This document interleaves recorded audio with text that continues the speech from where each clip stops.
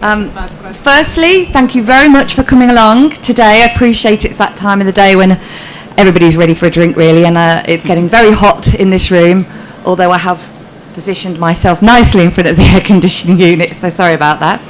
So, hello and many thanks for coming to this Kanda Consulting and SME4Labour Regional Panel Fringe event.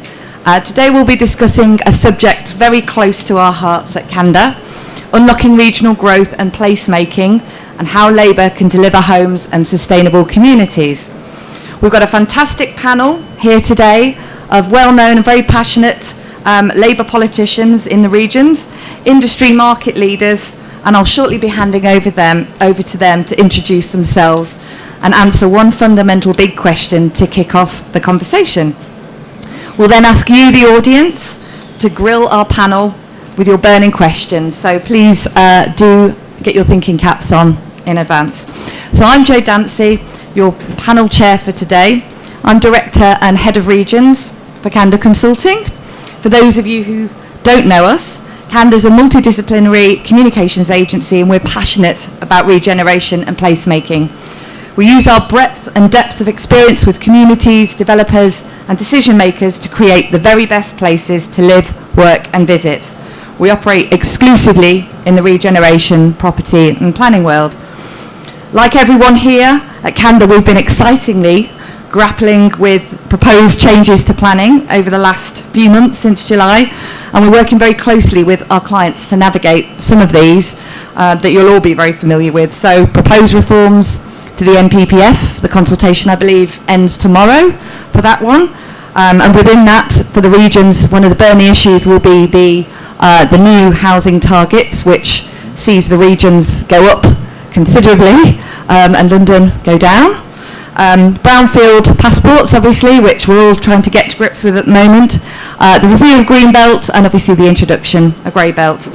Our clients are all very interested to see what's going to be happening with the incoming planning and infrastructure bill, and of course the biggie for all of us, the new towns task force, and we're all chomping at the bit to find out the work and findings and recommendations of their work. So lots to think about and work through, and most of which we know we'll cover today. So enough from me. I'd like to hand over now to the experts, and would ask you all to introduce yourselves and answer the following question in 3 minutes.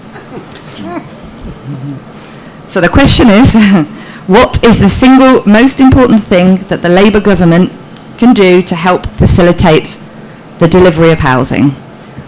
Can we start please first with Fiona? Please do introduce yourself and answer the question. Thank you. Absolutely, thank you. I'm Fiona Fletcher-Smith.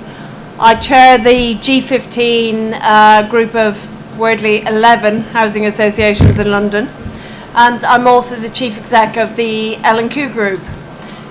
Now, I'd love to be able to say there's one single thing that we need to do, but we didn't get into this mess by doing one thing that went wrong that we can just undo. I'll start with the positive.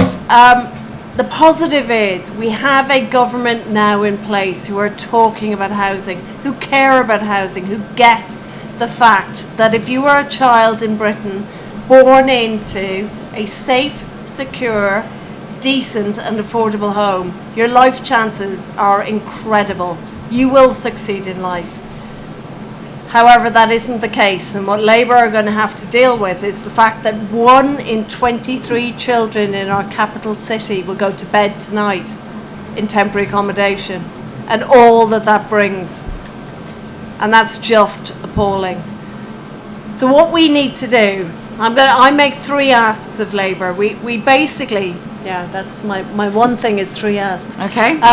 So we have to build more housing, and we have to build more social housing. We have to build housing at a rent level that is about 40% of your market.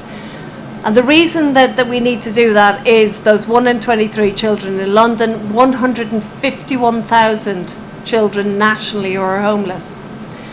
And my 3 asks are very simple, really. I want Labour to stick to a rent formula that means that housing associations like mine will be able to get back into the building housing game. If you guarantee our rents for 10 years. Now, party line on the rents is CPI plus 1%, but certainty matters more to me than what the actual formula is. And a little bit on a London thing, convergence, rent convergence. Let us have access to the Building Safety Fund for social housing, because at the minute we can only access it for leaseholders and homeowners. That's an equity issue that's mad. And the Social Housing Decarbonisation Fund, let us access that constantly and keep it going.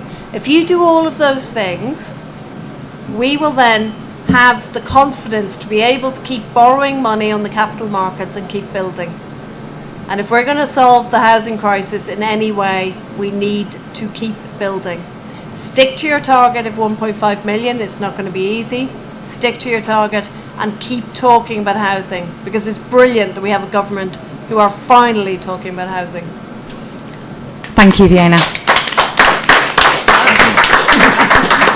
I don't often get clapped. The key message out of that, I think, is very strong. Stick to the target and keep building. Wonderful. Councillor Marland, do you want to go next? Thank you. I'm Councillor Pete Marland. I'm the leader of Milton Keynes City Council. Many of you know that Milton Keynes is Britain's most successful post-war new town. Sorry, Kevin. From 1967, we've grown into a place of 300,000 people. We're currently the 11th biggest economy in the country, and we want to go further. So my local plan that I'm currently consulting on is looking to build 63,000 houses by 2050. We want to nearly double the population of Milton Keynes in that time. We don't want to do it just for growth's sake. We want to do it because, again, we believe that everybody in Milton Keynes who is born there should not just have the ability to have a safe and warm home, but actually should be able to achieve whatever they want in life, because all these things are linked. So we want to help the government deliver their missions. That's really, really important, tying our house building target to the missions. But we want to go even further, and we can go even further. So I want to deliver that 2050 target by 2040, which would be around 30,000 houses, more than our minimum target. But then, whilst doing that, I want a conversation with government to actually say Milton Keynes can and should be the bridge to the next generation of new towns. Because while the government is sitting around a table with 12 very intellectual people looking at where a railway line might be next to a field, I'm saying actually for a fraction of that investment you can deliver literally hundreds of thousands of houses in Milton Keynes and a small tight area surrounding Milton Keynes.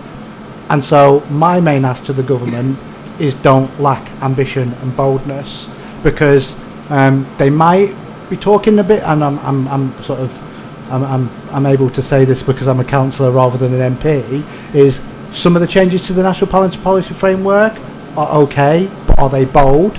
And they need to ultimately put their money where their mouth is. That the scale of 1.5 million houses by when we need to build them is not a small challenge, and it cannot be done. It won't be done by just sort of delivering the same old in terms of the ability to deliver infrastructure. Milton Keynes, Stevenage, Swindon, Slough and Telford were delivered because they had that seed investment, the ability to be able to deliver infrastructure before the town was there.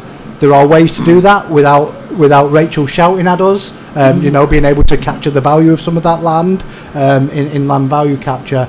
But my one ask is, if you want to deliver it, be bold and be ambitious.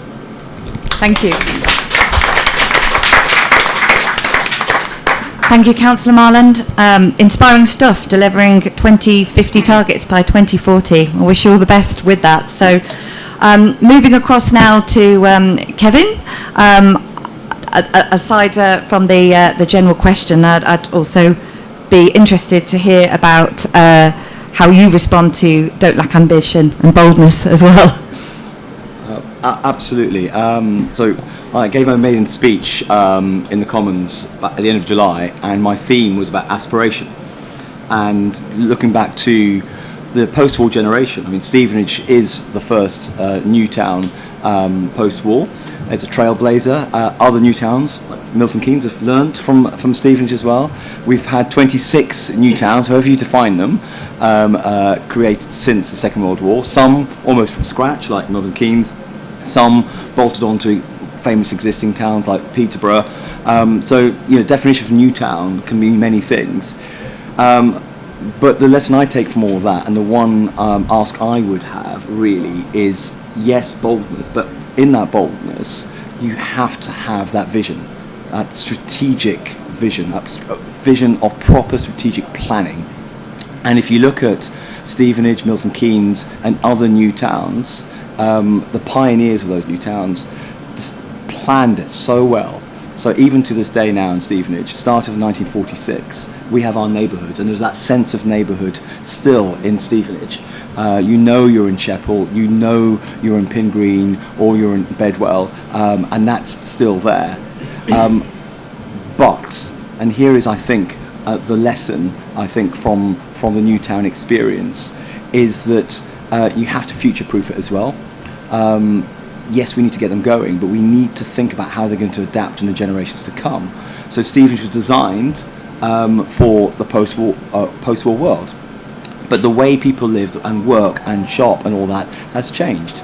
And we now have in our borough council a council that is bold and wants to build new homes. It's got some examples that I think are the exception to the rule.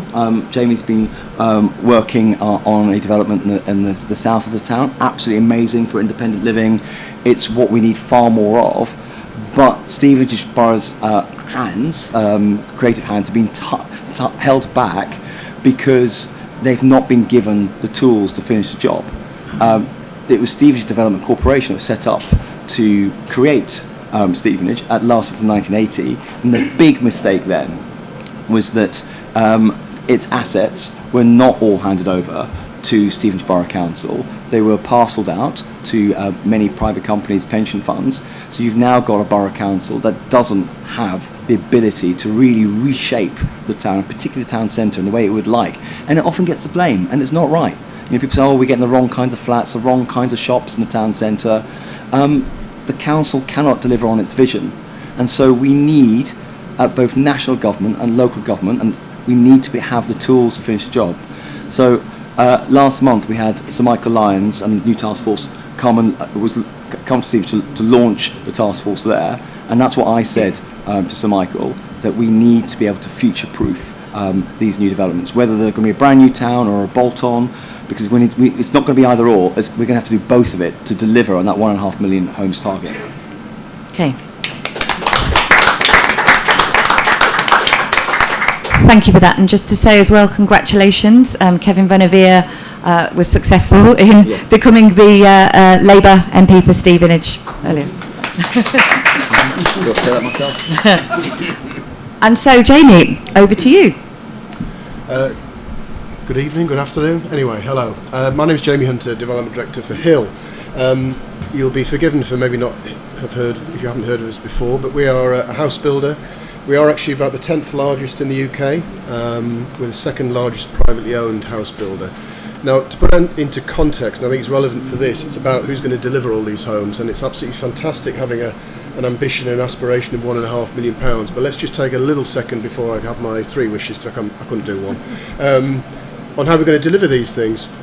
So we operate a hybrid approach, so we contract for the public sector, both local authorities and housing associations, and we develop ourselves as house builders, and we do joint ventures with L&Q and the likes as well. So it's many facets that it's doing, but that's very different to what happens out there. We'll probably deliver around 1% of all of the homes built in the UK, and if we're the 10th largest, it doesn't take a mathematician to work out, it's very, very fragmented. So there's a lot of SMEs that are going under. There are a lot of really big organisations that are going under as well, and I think they're on the watch list, and I think cash flow is the really key thing. So any intervention for those organisations would be welcomed. We're okay. We're fortunate. We're pretty well funded. So that's to put it into context. I too am really sort of amazed by the interaction that central government has had thus far. But my first ask would be that there'd be more interaction, really, because, as I said earlier, at the end of the day, we're the people who are going to have to implement all of this. And we need to be really conscious of our supply chain. So we need to look after our supply chain. We need to grow the supply chain. There aren't enough skills, and quite frankly, there aren't enough people to develop and build all of these homes. For every one home, I would guess we employ 2 people either through our supply chain or ourselves, so you could probably multiply that by 2.5, so sort of 5 people employed for every one home built. So that's a lot of people, and it ramps up at the end of the 5 years, that's going to be even bigger. So I could not come to an event like this and not have a slight moan about planning, so I will, but it'll be brief. And I think the simple thing about planning really is not some of this long-term stuff, it's not the new towns, that will have an impact eventually. It's about getting sites on site, getting planning applications through the system, and that's down to resources, but not just the LPA resources, that's about all the other statutory consultees. And the other ask that I would have in that is that fantastic rhetoric about a positivity about wanting to build and YIMBYism, and this is incredible because this hasn't been spoken for, well, generations. But that has to percolate down to the local level. By local level, I mean local authority level, because there's that officer and member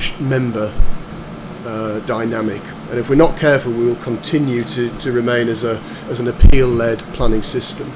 So that's my second plea. My third one would really be about funding, and mainly funding for housing associations and local authorities, both because inevitably they will be a massive contributor to these 1.5 million homes. It certainly was in the late 60s, mid 70s, and that's how it'll have to be this time. So more funding. It also unlocks 106s. The uncertainty that we have on particularly some of our larger developments where the 106 offers, some of them are just non-existent, or the value or level of those is so small it makes the whole project unviable. So there's my three for one deal. Great. Thank you, Jamie. And I think probably most of us in this room will echo the frustrations with the local planning system and actually getting these things through. Nobody wants to get to that appeal-led system at all. And last but very much not least, Jim, can I hand over for the big question to you? Thank and you, you can have 3 big asks or 1, however many you like. It's probably one big one, but lots of subtext within it. So I'm Jim Dixon, I'm the newly elected MP for Dartford. Elected with the help of some great people here in the front 2 rows, so thank you very much. And I think sort of the insight we in Dartford bring to this is actually Dartford is the fastest growing town in the UK. We are carrying out an exercise kind of in real time as we build a new town now that you've built over many years in Milton Keynes and slightly more recently in Stevenage, but we're doing it in Ebbsfleet. As well as actually lots of building around Dartford itself, but the big sort of new development is Ebbsfleet, where people may know we're looking to build 15,000 homes by the mid-2030s. It's been going since actually the noughties, so you know both John Prescott, Gordon Brown, Tony Blair were down there under the Labour government, really got going when the Development Corporation was set up in 2014. About 4,000 of the 15,000 have been built, and you can see how it's going, and I think there are some good things. I'd really like to get Angela Rayner down, and I will be asking her, because I think this is an opportunity for her to learn what's going well and what isn't. And I think the big kind of headline message that I would be putting is really don't neglect the placemaking. That's absolutely fundamental. The ambition around the properties is really going quite well, 700 new ones a year. They're good quality, not enough affordable, so I hope we can put that right. But they're good quality, but there are some things which aren't going so well. So the first round of infrastructure, the schools, the hospitals, obviously the fundamentals around power and sewerage, they all went in pretty well. There's a community centre. There was an emerging sense of community, so you know that first sort of 3,500 to 4,000, pretty good. More recently, it started to go wrong. There's a second round of infrastructure very much needed around new schools. Our local hospital overrun without the capacity to properly deliver. Not enough primary care. Even people starting who were very enthusiastic moved in 2017, 2018. now starting to say, well, actually, I think I'm moving out to other parts of Kent or back into London because actually some of the promises that were there at the beginning haven't been delivered. So I think we need to be learning from this. We need to be recognising what infrastructure needs to go in. Ebbsfleet International Station is no longer Ebbsfleet International, it's just Ebbsfleet because the international services don't stop there anymore. The fast track bus service which connects Gravesend, Ebbsfleet and then Dartford, not running as well as it did. They've taken away things like real-time indicators of when buses are turning up, all the sort of little things which add up to kind of livability, and they add up to really feeling that this is somewhere that you own and somewhere you can take control of. So I think those things are warnings of what really needs to be got right as we do these things. And one other final thing, what Ebbsfleet has left with the Development Corporation is left a patchwork of management companies administering different bits of what's been created. Pretty unaccountable, pretty untransparent, charging bills to residents that they can't get the right explanation for. I think we need a lot more local democratic control of what's left behind, and I would very much be wanting to see a development corporation, once its job is done, to be handing back to a local authority, to be winding up some of these management companies and trying to actually create a sense of equity across some of these new places. Because I mean, that's as Peter was saying, that's what placemaking is all about. It's about everybody feeling they've got an equal stake, everybody feeling they've got a voice and they've got some control. And I think we're losing some of that in our new development. So we've got to watch out for all these things. I don't want to paint it too bleak because the homes the homes are happening, and some of the community stuff is good. But we've really got to watch out for not delivering that if we're going to make these places sustainable. Thank you, Jim.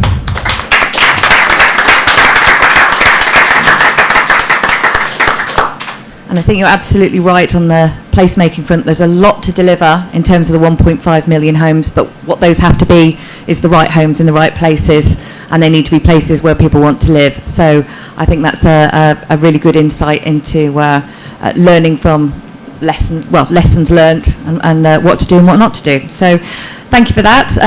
Really good answers from the panel here. I'd like to open it out now to the floor with any questions, which I'll take in threes. Toby, if you could do the roving mic, we'll take one there and then two there. Mike's here. It's roved. Hello, I'm Dr. Alina Vaduva. I'm a lecturer in business strategy and a labour counsellor. My question is related to sustainable houses and how do we ensure that there is an alignment of our strategic goals, that not only that we build, but we build net zero, we build without affecting the green belt, and we build future proof, like one of the speakers has mentioned. Thank you. Thank you. Thank you very much. My name is Councillor Mohammed Khan from Milton City Council, and my colleagues here. I have a question. I know we're going to build 1.5 million houses. My question to the two MPs here is, how many of them are going to build for the young people, who's aged between 18 to 35? I mean, I've got a growing son and also daughter working full time. Even if a couple work full time, they still can't afford to buy a house, because most of them are going to rent out. And as you know, rent is sky high for young people. So even what they're earning, they're paying to the rent. So what is our Labour going to do to deliver young people who wanted to work in full time, start their family, and they want to buy a house? Thank you. Thank you. Good evening. My name's Mike Knott from a company called Stantec. Specifically to Councillor Marland, really exciting in terms of the ambition that you have for Milton Keynes.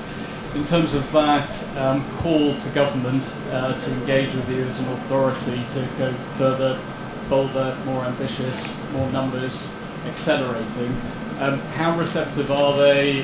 Has this conference given you an opportunity to further that agenda? And in the context of a local plan, which I think you're looking to take forward to the final stage of drafting within the next 12 months, how that fits within that timescale.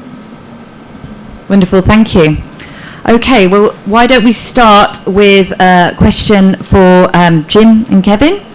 The issue of building homes for young people. Yeah, if we can come on that, I mean, the tragedy certainly going around Stevenage when I was in the election campaign before that is that I was coming across many households where the homeowners had actually moved into the home or bought that home that had been built to deal with the housing crisis after the Second World War, and now they couldn't get homes for their kids, or it's multi-generational, their grandchildren and their children are actually still living with them. So we have to give them an answer to that. A lot of the housing stock, of course, which was council housing stock, has been sold off now. So, you can rent, but it's going to be private rent. So this government's rental reforms, I hope, are going to make a bit of a difference, give a bit more security to people who are renting, because I came across lots of people having to move home quite a lot, and huge cost every time you have to move, so you can't save towards that deposit if you want to buy your own home. And then the next thing, of course, is to make sure that we are building those homes, and we need a variety of it. And people are always talking about, and I don't think it's necessarily always true, but they're saying, well, look, you're building these luxury flats, okay? Who's that for? That's not really for people on our housing waiting lists. And the answer is we need to have a bit of everything, actually, and it needs to be planned. If I'm on that planning point again, for your local housing needs, and councils need to be able to plan that. They need to have. You do need the flats, you do need the starter homes, and you do need the larger homes, and you do need, I'm very much in favour of developments of mixture of private and social and all that, because one, it's financially more sustainable, and secondly, it's the right mix, because you do want a diverse community, you want mobility as well, you want people to be able to move from different types of housing tenure as well, so we need all of that. So I think this Labour government gets it. I just want them now to deliver on that.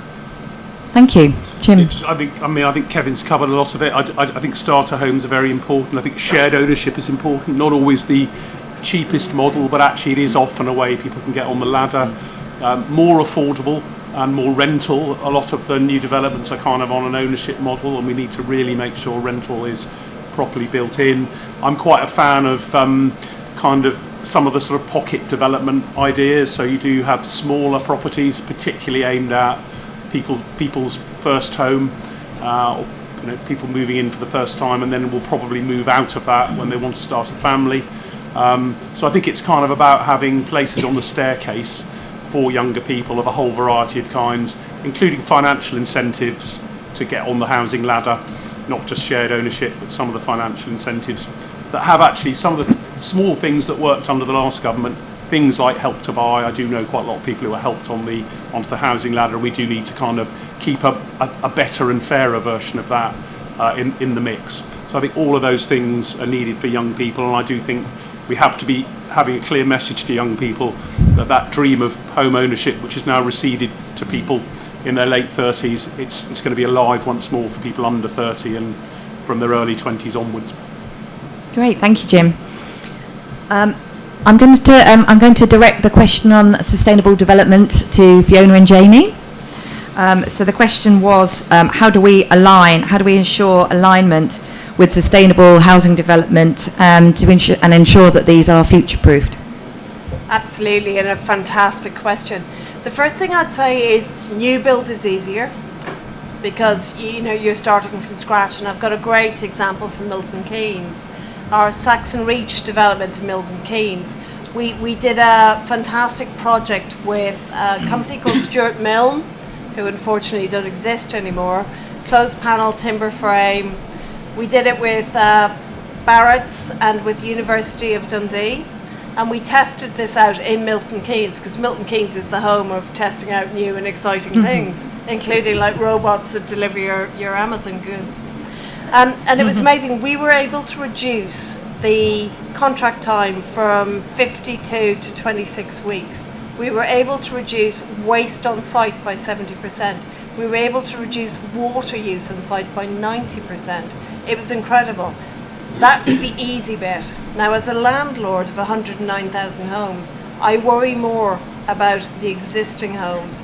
That's much harder. Retrofit is totally what we need to focus on, because that's where people live. It's not just an environmental net zero issue, it's a cost of living issue.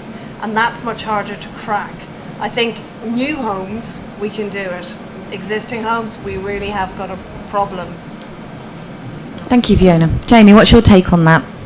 I too can't comment on retrofit, unfortunately. As far as new build goes, what I can say is that it costs more. Okay, so that's both the we've got to look at the construction, the materials, and what we're doing, and also the cost in use. What we have done is we've looked at it in a similar way. We've built homes to Passive House standards, which can be up to Passive House certified standards. We're doing the largest one in the UK at the moment. We have learned a heck of a lot, but not just us. As I keep mentioning, it was our supply chain. And one of the reasons we were able to continue on to the fourth phase was because we took that supply chain with us. Ultimately, the costs will come down. If it's affordable housing, as a contractor, we will build whatever the specification is. Okay, that's fine, and it may cost a bit more. As a house builder, what we're trying to do to see is if there's a premium for that from a purchaser. And over the years, and I am going back a lot of years, that hasn't been the case. We're just starting to see now that we can get a premium. We've got a project in Essex where we're looking at, we've got zero bills with Octopus Energy, and we're starting to see basically a premium to the house prices that have been attached to that. So it comes at a price. If you can pay for it, makes good sense, absolutely. But if you can pay for it, then so much the better. Wonderful, thank you. And Councillor Marlon, have you found these conferences give you the confidence to be bigger and bolder? Yeah. That's what we're going to sort of storm going. Is that yours? Yeah. Do you want to swap one over? It's not mine, is it? It's that different. Yeah. Is that thing? Crikey. Yeah. That woke everybody up. I mean, I suppose it's my job as a politician to just challenge sometimes. I don't think we should be paying a premium to save the planet in the future. I think it should be built into the model, and if that model is ultimately where that cost should come from, is the landowner who is selling land at a ridiculous level, and then that filters right through the system. Actually, if we had a system that was a fair value for land, you wouldn't have to put it into your premium at the end product, because people can't afford it. So we can't afford to be sort of being sustainable in the world. It shouldn't be an economic model. It should be built in. But in terms of have we been approached? Look, 11 weeks ago, I was just celebrating winning a majority on Milton Keynes Council for the first time in 30 years, and now we have 3 Labour MPs. We've got some great MPs, but we've been in government, I think it's 97 days or something like that. You know, we haven't even finished our 100-day plan yet. Some ministers have just about found their offices, I believe, which is great. And some of them have just had emails set up, which is even better. And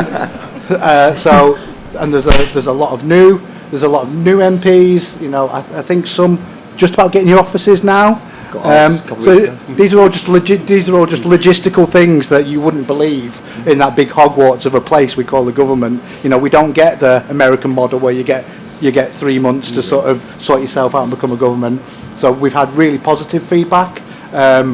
I think Chris Curtis, who's the new MP for Milton Keynes North, is very vocal in the Labour YIMBY movement. I know we've got really positive backing from our partners, L&Q, Urban and Civic, Gallagher Developments. They all signed a letter to Matt quite recently. But obviously everything comes down to how is Rachel going to ultimately balance that £22 billion black hole that we've got. It's tough, but our offer is, well, there are pension funds, there are international investors. It's not me. I promise it's not me. I'm not even. And this is a very expensive suit, so it's not static, I swear.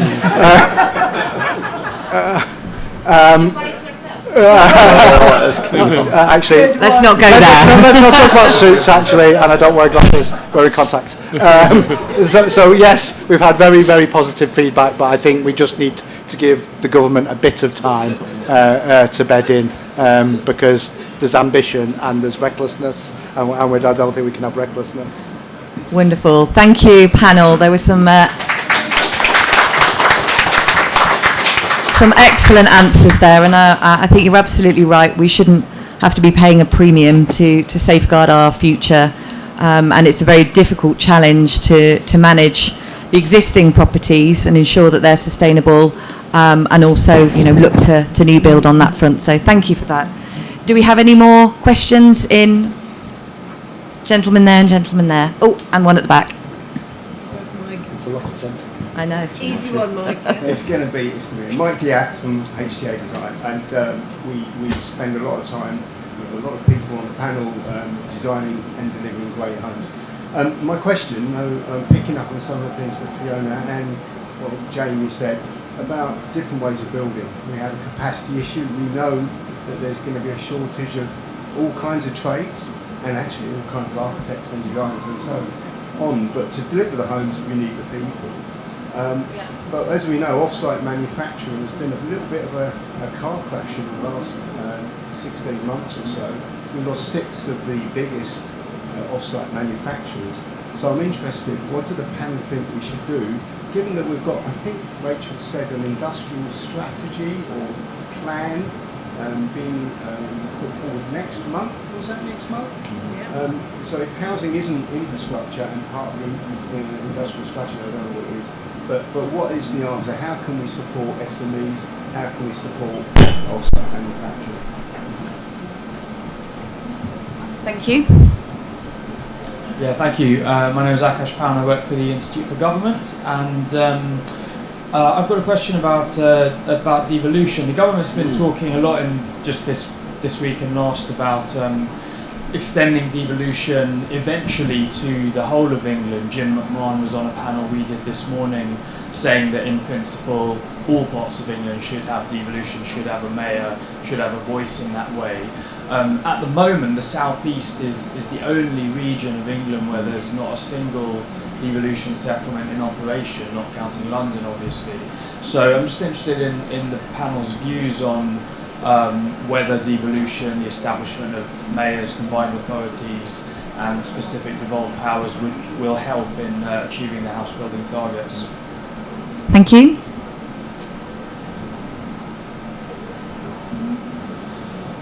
Hi, Barry Premparaj. I actually work for the NHS in the South East, and my question is, just moving away from housing, if the panel don't mind answering, is around healthcare and innovation, and how, for example, I think of a city like Oxford, which is always at the centre of innovation in healthcare. They had a team that developed the vaccine, and how does Oxford remain, for example, in a position to be able to attract funding in the South East for things that it does well? And there is actually a link to housing because of key workers and people that need to have a stable career and also need good housing to do that. Okay, thank you. So let's tackle first the different ways of building, the issues that we have with off-site manufacturing. How can we support SMEs? Fiona? I'm going to have to borrow Kevin's microphone here. Great question, Mike. You could have handed that one to me. I'll talk from a London perspective because I chair the G15. The London Homes Coalition have done some research into what's happening with skills in London. So in order to deliver decent homes, so the investment into existing homes, which is absolutely vital, and to build the homes we need in London, 120,000 social rented homes, we are short 31,000 people. And that's crazy. In the old days, we would just turn on the tap of immigration, European labour would come in, and actually post-Brexit, we have not got our heads around the fact that we need to grow our own talent by sorting out the FE sector, sorting out apprenticeships that will work for the SME sector, because if you're an SME, running your own apprenticeship scheme is absolutely impossible. We have devolution to the London Mayor on budgets and responsibilities for skills. We need to step in and do something there. The other thing that's really interesting to me is the reason a lot of the off-site manufacturing failed was lack of order book, because none of us had certainty. And to run a factory, you actually need an order book of 10,000 homes per year, and you need that guaranteed for 5 years. If we're going to be serious about hitting 1.5 million homes, we can say to the manufacturing industry, it's going to happen. You're going to have the order book, so let's do it and let's crack on with this. What I love about the factory setting of building homes is, guess what? You can run shift patterns that will suit people with caring responsibilities. And wow, we might even get women working in construction because it's clean, it's warm, it's safe, and it works around childcare. Let's do it. An industrial strategy that also looks at that redistribution of jobs around the country. Surely that's a great thing. So one of the best, and Mike, you introduced me to them, one of the best companies that I've come across is a company based in South Wales who have built the tallest residential towers. Designed by you, Mike? Yeah, designed by Mike, in East Croydon, for built to rent, Greystar. They are the most beautiful and fantastic apartments that you'd ever see. And they can build 1, 2 and 3 bedroom homes from a system, all from South Wales. So South Wales is an area where, you know, whatever's going to happen to Tata Steel, we're going to have to provide jobs in that area. So an industrial strategy that links the need for housing with the need for jobs around the country is a no-brainer, surely. Absolutely. Thank you, Fiona. Jamie, you want to come in this one? Yeah, I'll just add, I mean, we've been going 25 years, and in our early years we did a lot of off-site manufacturing to differentiate ourselves in the market, do all the hard stuff that people weren't prepared to do. Probably wasn't quicker, probably wasn't cheaper at that time. More latterly, what we've been doing, this came about actually from a pledge we made when we were 20 years old to make a £15 million donation, if you like, towards those people experiencing homelessness. And through that, we designed and produced a single module which goes on the back of a lorry, and it's for temporary use for people who are homeless. What we soon learned that the quality of these things was absolutely rubbish, and we put our name towards this, and we couldn't control the quality. So those of you old enough to remember Victor Khayyam, we bought the company. And that's what we did. We bought the company called Volumetric Modular. We also bought a lightweight steel company as well called Fusion. Put the two together. What we do, we don't do modular homes as such, but we take some of the component parts, and we feel that's really cost effective. So we build bathroom pods, utilities cupboards and that sort of thing, and we can bring those in. So we haven't gone the full hog, but as I say, it's about controlling the quality of the supply chain, about controlling the quality of the build. Where things tend to go wrong, they usually involve water and M&E. Put the two together, it's a recipe for disaster. So you should, in factory conditions, have a much better product, and that's the key behind it. But yeah, the other thing about the off-site manufacturers is repetition as well. So it does suit a more simplistic, high-rise opportunity. When you've got planners to deal with, it is more difficult. Great, thank you. And Councillor Marland, Milton Keynes has a huge growth agenda. How much do you see off-site manufacturing and SMEs being part of the delivery solution? I think it's part of the delivery solution, but it's a really good example of where there is I think it's a really good example of where there is a tension between volume and place, because one of the challenges I get back a lot is, well, if you're walking around an estate in Milton Keynes, you could probably be walking around an estate in Kettering or Daventry or Bath or wherever. They all look the same, and so people don't want that. People don't want to live in a house that looks exactly the same, no matter where it's built. There needs to be a bit of differentiation, and I think if you just you undermine, I think, local capacity and local want for delivering these houses. But I think there is that midway solution of some of it will be done modular, particularly high rise, but the real challenge, I think, is what are the components that can be mass manufactured that maybe go inside a slightly differentiated house, and I think that's probably the way forward. Thank you. So on to devolution, which seems to have been a central topic so far at this Labour Party conference. So I noted yesterday in Angela Rayner's speech that she mentioned she'd signed 8 new devolution deals this week. Not sure if any of those are in the southeast, but what do we consider? Do we consider that the combined authorities will help to achieve housing targets? And I'm going to direct this, Jim, to you to start off with. I think it is a very interesting and pressing issue, because I think what, again, the experience in Ebbsfleet, but the estuary experience across North Kent shows, is that where you've got government support, you've got willing local authorities, you've got land and you've got developers, you can set up your development corporations, you can get on with it fairly well. What you won't get, though, I think, is a fair settlement across a wider territory, and you won't get some of the things I was talking about actually being quite hard to deliver around infrastructure, around building sustainable communities, and that's where I think devolution can play a big role. So, for instance, as I say, the estuary bit of Kent, getting on with it, some struggling coastal communities further round, actually not really seeing huge development, and then the bit in the middle of Kent, relatively well-heeled, up to now tended to resist housing targets, will be told by government to get on with doing that, and I think a much fairer way of doing that and a much more strategic way of doing that, so that you get both the housing targets fulfilled where they need to be, but some of these other things, the transport links, the healthcare, the schools, etc. I think with a mayor in place, I think that makes that stuff much easier to achieve. So I think there is a lack there that needs to be addressed. Thank you. Kevin, do you have any comments on that? I do. I completely echo what Jim's been saying there. So in my part of the world, in Hertfordshire, at the moment there are discussions going on. I've met up with Jim McMahon. There could be further meetings with the MPs on that, and we in turn are working with our respective local authorities to come up with an answer to the government's question on this. Do you want devolution, and what kind of devolution do you want? Because otherwise we're going to miss out. We are already missing out, I think, in Hertfordshire. It's in some parts of the county, you think, well, okay, well, that's just a link to London, but then we've got other areas quite rural. We've got the tensions between the local authorities that Jim's mentioned. I mostly represent a borough authority, but I've also got North Herts and East Herts that have not been, particularly East Herts, not meeting its housing targets. So we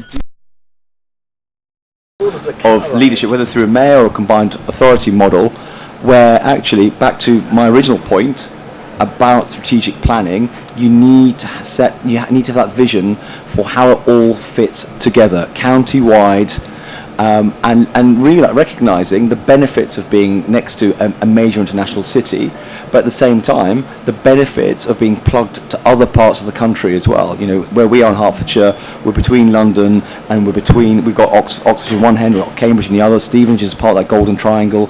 But otherwise, we will be seen, as somewhere that's an afterthought, rather than being, if we've got our own larger strategic voice in those discussions, we must have that. And as I think, as local Labour MPs, we will be pushing for that. We're not set on the exact model. I'm not too worried about that. But what is missing is just having that strategic voice that we need for our county and around the counties all around London too. Great, thank you very much. Fiona, I know that you want to answer this question as well. I just want to ensure we get onto the healthcare and innovation quickly. No, I'll be quick, and I can talk about healthcare as well. There we go. Now, given I spent 10 years in London in charge of the London Plan, one of the things that the previous government kicked out, which was a really stupid move on their part, and there were a number of stupid things they did, was regional planning. And as Kevin says, that interrelationship between London and the Greater South East is something that needs to come back in some way. Because this idea that London exists as a GLA boundary island is just rubbish. Everybody moves in and out of London in so many ways, either daily or over their life. We need to bring back proper regional planning. Excellent, thank you, Fiona. And on the issue of healthcare and innovation, how do we ensure that that doesn't get left behind in such a rapid development of housing? Who wants to take that? Should I just start now that I've got the microphone? One of the things that's really interesting is social housing. If we get social housing right, if we get housing that people can actually afford to live in, just in London alone, we save the NHS close to £1.5 billion a year in terms of physical and mental health of our people who have social housing. So let's start with that. Housing is a basic human right, and everything flows from that. And if everyone has a home that is fit to live in, affordable, safe, you know, the NHS will be saved so much money that innovation will just be coming out their ears. Excellent, thank you. Okay, so we've just about run out of time now, but thank you. I'd just like to say a big thank you to the panel for some really insightful thoughts. So Jim, Kevin, Fiona, Jamie and Peter, thank you. And thank you as well to the audience for coming armed with lots of questions and putting up with the acoustic horror show that were these microphones. Thank you and have a good rest of the conference. Thank you.